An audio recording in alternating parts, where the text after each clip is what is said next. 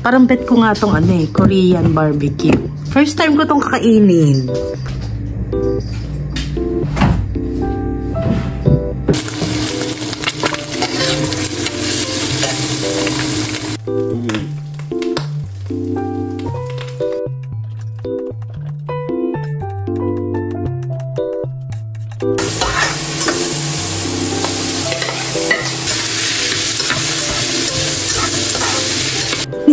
Gagawin na natin cooking show to.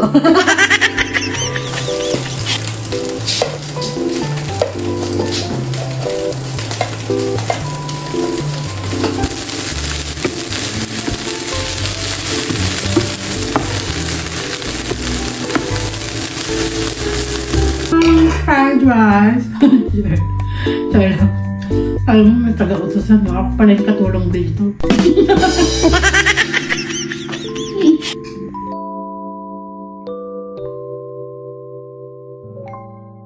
Hi mga kachupa! Welcome back to my vlog!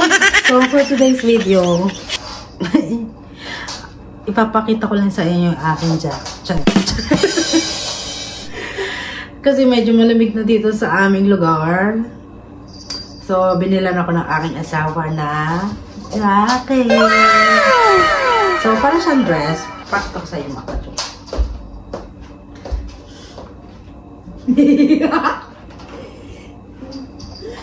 Oh, ayan. May mga snow pa sa labas. So, medyo malamig pa nga. So, ang gagawin ko for today's video, magsasangag ako ng kanin at magpiprito ako ng tignan natin kung anong ulam meron dito. So, ayan. Meron kaming cat food. Pwede na to? Pag nagtitipid. Cat food na lang kainin, you know? So, ito yung mga palaman namin. At saka, ito, parang bet ko nga tong Korean barbecue. First time ko tong kakainin. Taray naman, stop baka naman Ito po ay hindi sponsor. Taray ay sponsor na. Kasi nagkakaroon na tayo ng mga subscriber. Thank you sa lahat ng mga nagsusubscribe sa aking vlog. So, try nyo rin ang spam Korean barbecue flavor. So, first time ko siyang itry kasi sabi ko, ay, bakit may Korean doon? Siguro, US product pala to. Siguro, ewan ko lang. Hindi natin alam kung anong flavor. So, moment, nagsaing lang ako ng kanin, tapos, teka nga. Kakain muna ako ng ganito kasi, ang ubo ko hindi naaalis, isang linggo na. Tapos ito yung aking medicine for coughing. Kasi nalalabig na nga rito. Sabihin sa akin ikaw ba naman maglaro ng snow, hindi ka uubuhin? Yung magka-comment dyan, no? Awayin ako, no? Papakita ko sa inyo kung anong ginagawa ng aking pusa. Walang magawa eh. Ano yan? Ano yan? Baka na ngayon tali ko. Kaya ka nabubungi. Kaya ka nabubungi. Akin na yan! Baka lang ginawa sa buhay mo, no? Ngat-ngat dito, ngat-ngat doon. So, ito pala. Pag nagsasangag ako, ito, gumagamit ako ng peas, sweet peas, and carrots. Meron kami ditong tag dito. Ayun tag corn. Whole corn. Tagal basahin, no? So, ayun yung mga stock. Kaya lang, hindi ko alam kung kasi ginagamit ng asawa ko yan pagka kumakain kami ng mga steak or ayun yung pang niya. Pwede naman siguro magsangag. Kaya lang, ayoko nang gamitin. Isang lata kasi yun, malaki. Buti sana maliit lang. So, maghihiwa-hiwa lang muna ako mga kachuk.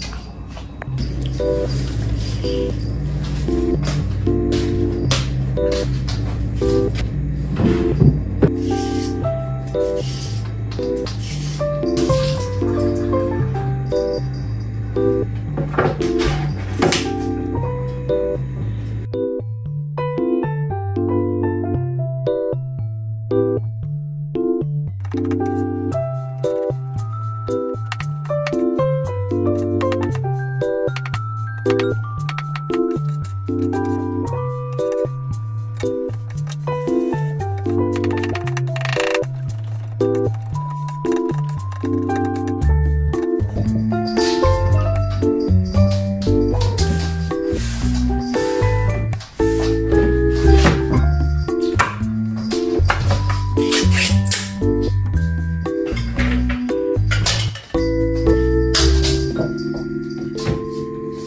pala.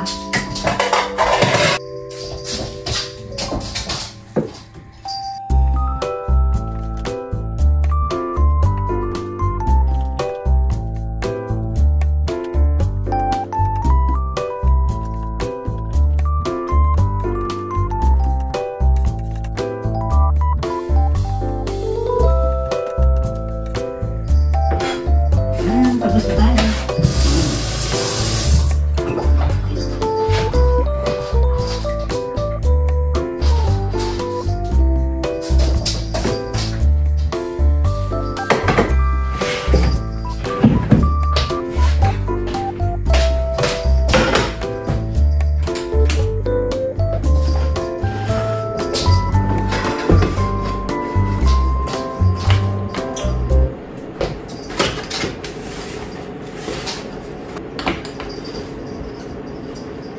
So, ipiprito ko muna itong spam. And then, magpiprito rin ako ng itlog. And then, isasangag ko yung huli na natin gawin yung sangag na kanin. Ipapakita ko sa inyo kung paano ako magsangag, kung ano mga ingredients. May nag-comment sa akin na natututo daw siya sa akin dahil kakapanood daw niya, natututo daw siyang magluto ng dahil sa akin. So, ngayon, gagawin na natin cooking show to. Kasi nakakatuwa lang kasi yung mga nanonood sa akin, may natututunan din pala. Kasi akala ko, walang natututunan. So, ipapakita ko ngayon kung paano ako magsasangag.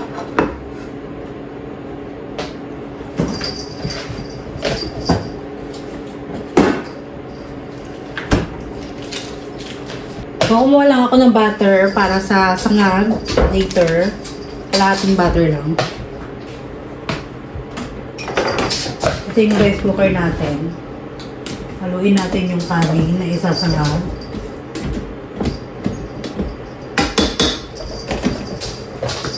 So, medyo mainit na itong apoy natin.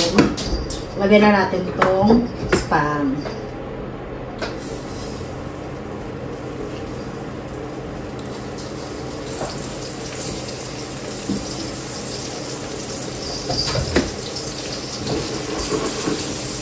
So, saka na natin ito ilagay yung very clean. Lagyan natin olive oil.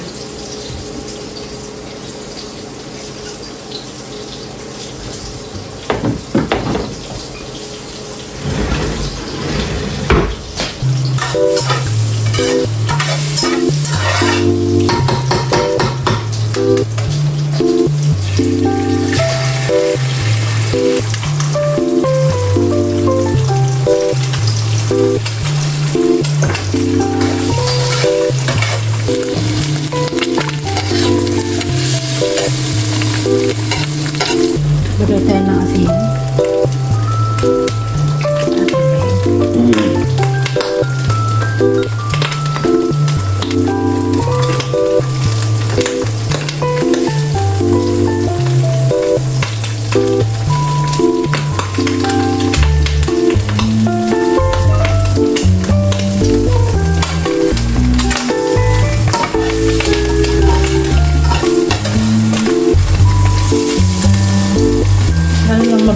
Mabilisan lang. Hindi ko. Lagyan natin ng bawang.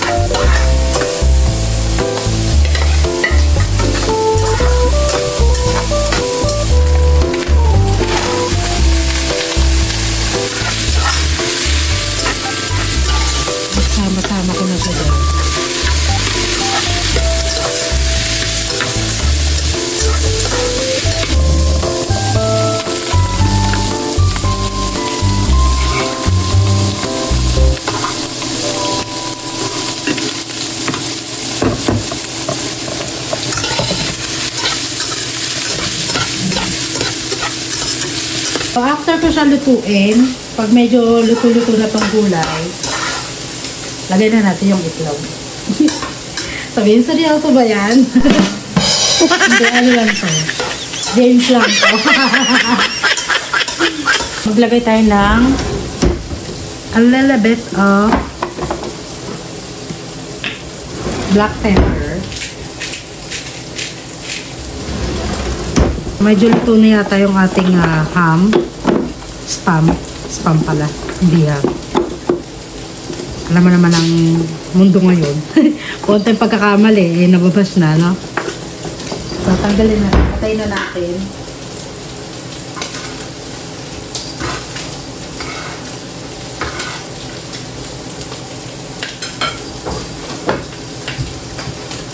Tapos, bango. And now I always see tonight. Lagyan na natin yung itlog. Nabus ko na yung itlog. So, 5 itlog ang nilagay ko. Tapos, scramble mo sa dyan.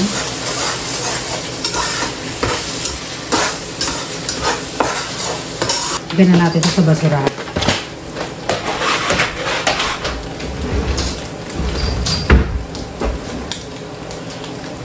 Lagyan natin yung kanin na sinain natin kanina.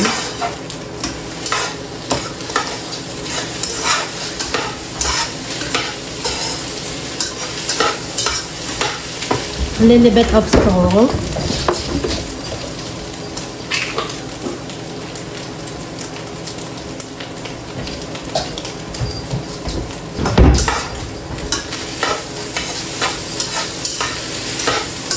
And then, saka natin ilagay yung ating kanin.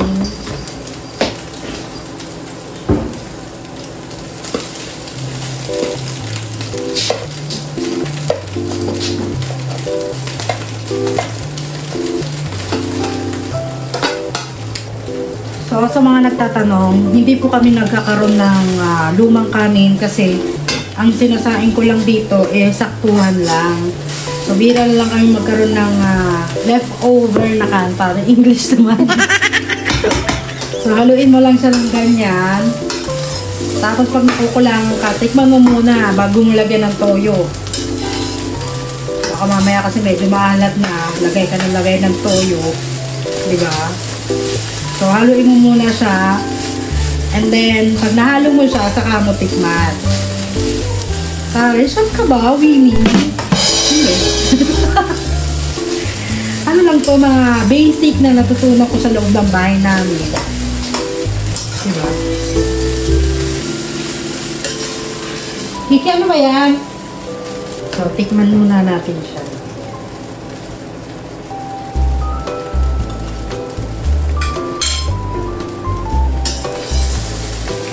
Kulang pa. Ngayon, pag kulang pa, saka tayo maglagay ng toyo.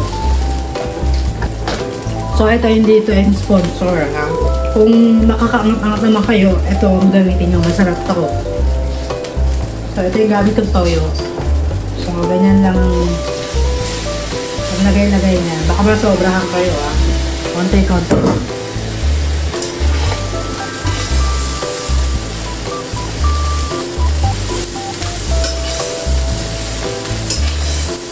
Bango. Mang ulit natin.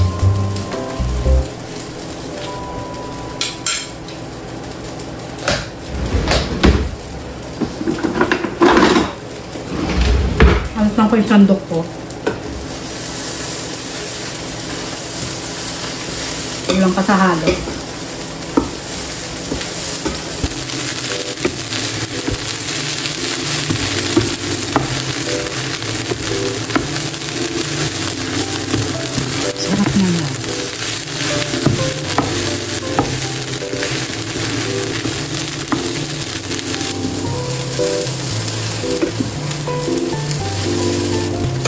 Balik natin.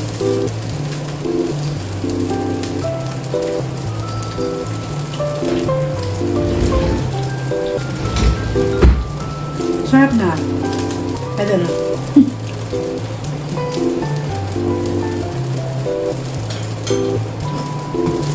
Ito na to. Kain na natin. So, ganun lang kabilis magluto. Yung iba kasi natatakot eh. Natatakot maghugas ng pinaglutuan or natatakot mapaso. Di ba? Ganun lang siya kabilis. Kasi kung hindi mo susubukan, hindi ka matututo. Tama ka. Alright. May natutunan din ako sa'yo sa wakas. Sorry lang. Ready to serve. Ano ba yan, Peggy? Nakapasukin kita sa loob ng kwarto.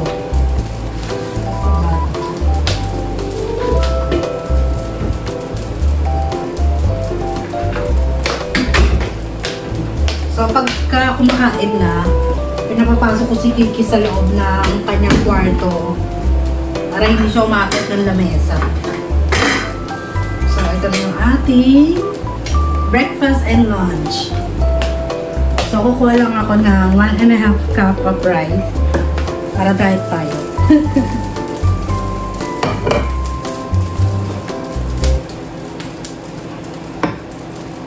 Ayan.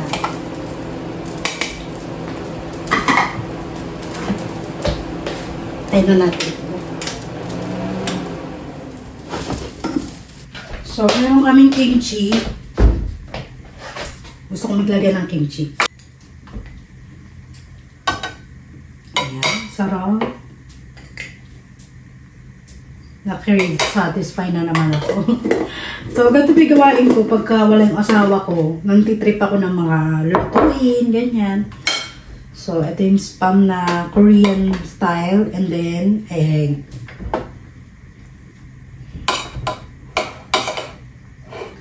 So, meron na tayong bibimbap. Ano naging bibimbap to? So, yung asawa ko, kakain na ako. So, sabay-sabay natin tikman kung masarap ba ang aking nagawang sangag. Ay, tikman muna natin tong spam ng Korean.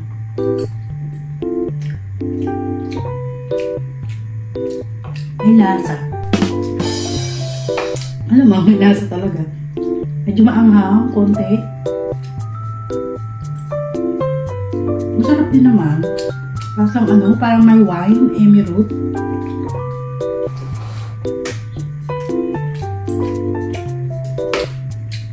Masarap. So, let's eat mga kachupa. Ano magustuhan nila kasi may pagkalasang wine yung kanyang barbecue, Korean barbecue. Sarap. Wala akong masabi sa fried rice kung ginawa. Siyempre ako gumawa. Kasi nasarap niya talaga. Fried rice. Sorry lang. Alam mo, may taga-utusan nga. Ako pala yung katulong dito. Tsaka akong fried rice, mga kachupa. Masarap siya. Kaya ano pang hinihintay nyo, gawin nyo na sa loob ng bahay. Pwede rin i-business. Lugi ka.